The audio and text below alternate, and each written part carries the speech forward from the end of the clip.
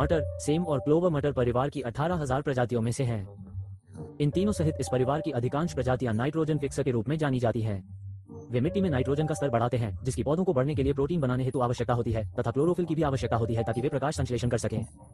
बगीचे में इसका उपयोग करने का एक तरीका यह है कि नाइट्रोजन फिक्सर को उन अन्य पौधों के साथ लगाया जाए जिन्हें नाइट्रोजन की बहुत अधिक आवश्यकता होती है, या फिर आप अगले वर्ष उपजाऊ मिट्टी के लिए नाइट्रोजन फिक्स और क्लोवर जैसी कवर फसल लगा सकते हैं।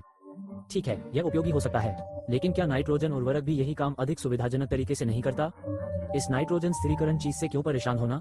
इसे समझने के लिए हमें यह समझना होगा कि नाइट्रोजन स्थिरीकरण कैसे काम करता है, जिसके लिए हमें व्यापक नाइट्रोजन चक्र को समझना होगा। तो आइए बड़े चित्र से शुरुआत करें। पृथ्वी के वायुमंडल में नाइट्रोजन की मात्रा 78% है, लेकिन इस नाइट्रोजन का अधिकांश भाग दो नाइट्रोजन परमाणुओं के रूप में होता है जो आपस में मजबूती से बंधे होते हैं, जो बहुत अधिक क्रियाशील नहीं होता है और पौधों के लिए बेकार होता है। इसे पौधों के लिए उपलब्ध बनाने के लिए हमें जीवाणुओं की सहायता की आवश्यकता है। बैक्टीरिया की विभिन्न प्रजातियां वायुमंडलीय नाइट्रोजन खाती हैं और अमोनियम को बाहर निकालती हैं। इसे अन्य प्रकार के जीवाणुओं द्वारा खा लिया जाता है जो नाइट्राइट को बाहर निकाल देते हैं, जिसे एक अन्य प्रकार के जीवाणुओं द्वारा खा लिया जाता है जो नाइट्रेट को बाहर निकाल देते हैं। नाइट्रोजन के ये सभी रूप पौधों के लिए उपलब्ध हैं, विशेषकर नाइट्रेट, जो पौधों के लिए उपयोग में सबसे आसान है। यदि यह पौधे की जड़ों के पास हो तो वे इसे सीधे ग्रहण कर सकते हैं, लेकिन वे प्रायः कवकों के रेशों पर निर्भर रहते हैं जो उनकी जड़ों से चिपके रहते हैं तथा पौधों की जड़ों द्वारा उत्सर्जित शर्करा और कार्बोहाइड्रेट के बदले में उन्हें पोषक तत्व प्रदान करते हैं। मृत पौधों के अवशेषों में भी नाइट्रोजन प्रचुर मात्रा में होता है तथा उन्हें कीड़ों की मदद से नीचे लाया जाता है, जिनका मल नाइट्रीफाइंग बैक्टीरिया के बीच एक स्वादिष्ट व्यंजन है। नाइट्रोजन मिट्टी से बाहर तब निकलता है जब फसल की कटाई की जाती है, जब पानी इसे बहा ले जाता है, या जब ये गैसीय रूप में वायुमंडल में वापस चला जाता है, या जब मिट्टी में ऑक्सीजन की कमी होती है। विभिन्न अवायवीय जीवाणु विकसित होते हैं जो नाइट्रेट्स को पुनः वायुमंडलीय नाइट्रोजन में परिवर्तित कर देते हैं। ध्यान दें कि ये चीजें केवल मिट्टी में उपस्थित ढीले नाइट्रोजन के साथ ही घटित होती हैं, जीवों के अंदर उपस्थित नाइट्रोजन के साथ नहीं। ठीक है, तो हम जानते हैं कि नाइट्रोजन चक्र मिट्टी में जीवन पर बहुत अधिक निर्भर करता है। उनके बिना पौधे काफी दुखी हो जाएंगे। लेकिन आपने देखा होगा कि स्थिरीकरण प्रक्रिया बैक्टीरिया द्वारा की जाती है। नाइट्रोजन स्थिरीकरण करने वाले पौधे इसमें कहां फिट होते हैं? विश्वास करें या न करें, नाइट्रोजन स्थिरीकरण करने वाले पौधे नाइट्रोजन को स्थिर नहीं करते, बल्कि वे नाइट्रोजन स्थिरीकरण करने वाले जीवाणुओं के लिए आवास का निर्माण करते हैं। इस क्लोवर पौधे की जड़ों में छोटी छोटी गांठें होती हैं जिनमें नाइट्रोजन स्थिरीकरण करने वाले बैक्टीरिया भारी मात्रा में मौजूद होते हैं।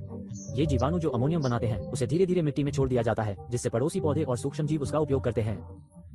जब पौधा मर जाता है तो जीवाणु मिट्टी में फैल जाते हैं, जिसके परिणामस्वरूप भविष्य के पौधों के लिए नाइट्रोजन की प्रचुर मात्रा में आवश्यकता होती है। क्या आप जानते हैं कि मैंने पहले कहा था कि पानी मिट्टी से नाइट्रोजन को दूर ले जा सकता है? यह नाइट्रोजन नदियों में पहुंच जाती है, जो शैवालों को हावी होने का मौका देकर पारिस्थितिकी तंत्र को बाधित कर सकती है। लेकिन याद रखें, ऐसा केवल मिट्टी में उपस्थित ढीले नाइट्रोजन के कारण होता है, जीवों में उपस्थित नाइट्रोजन के कारण नहीं। और उर्वरक जीवाणुओं के बिना शुद्ध नाइट्रोजन प्रदान करता है, इसलिए जब वर्षा होती है तो इसकी भारी मात्रा बह जाती है और जल प्रदूषित हो जाता है। ढीले नाइट्रोजन अणु भी अधिक वाष्पशील होते हैं, जिससे वायुमंडल में भारी मात्रा में शक्तिशाली ग्रीनहाउस गैस नाइट्रस ऑक्साइड उत्सर्जित होती है। लेकिन बात सिर्फ इतनी ही नहीं है, शुद्ध नाइट्रोजन की इतनी मात्रा केंचुओं को परेशान कर देती है, जिससे वे मर जाते हैं या चले जाते हैं। ये पौधों की जड़ों पर मौजूद लाभदायक कवक को नष्ट कर देता है और मिट्टी के पीएच को बदल देता है, जिससे वह बैक्टीरिया के लिए अनुपयुक्त हो जाती है। संक्षेप में, ये मिट्टी को नष्ट कर देता है। जब सारा नाइट्रोजन समाप्त हो जाता है या बह जाता है तो पौधों को अधिक नाइट्रोजन प्राप्त करने में मदद करने के लिए जीव नहीं रहते, इसलिए अब आपको अधिक उर्वरक डालना पड़ता है, जिससे समस्या और बढ़ जाती है। और ये जीव सिर्फ नाइट्रोजन की आपूर्ति करने से कहीं अधिक कार्य करते थे। जड़ कवक पौधों के लिए महत्वपूर्ण खनिज भी लाते थे, और अब जब वे चले गए हैं तो खनिज उर्वरक का भी उपयोग किया जाना चाहिए। पोषक तत्वों को स्वतंत्र रूप से साझा करने वाले जीवों के इस आत्मनिर्भर जाल के साथ काम करने के बजाय हमें मृत मिट्टी में भारी मात्रा में उर्वरक डालने के लिए अधिक धन खर्च करना पड़ता है, जिससे पानी विषाक्त हो जाता है और जलवायु परिवर्तन में योगदान होता है। पौधों को पोषक तत्व प्रदान करने में मृत मिट्टी की अक्षमता को देखते हुए इसमें कोई आश्चर्य की बात नहीं है कि पिछली शताब्दी के दौरान सब्जियों के पोषण मूल्य में लगातार गिरावट आई है। स्वस्थ भोजन के लिए स्वस्थ मिट्टी की आवश्यकता होती है, इसलिए यदि आपके आसपास की मिट्टी उपजाऊ और जीवित है तो उसे वैसा ही बनाए रखने का प्रयास करें।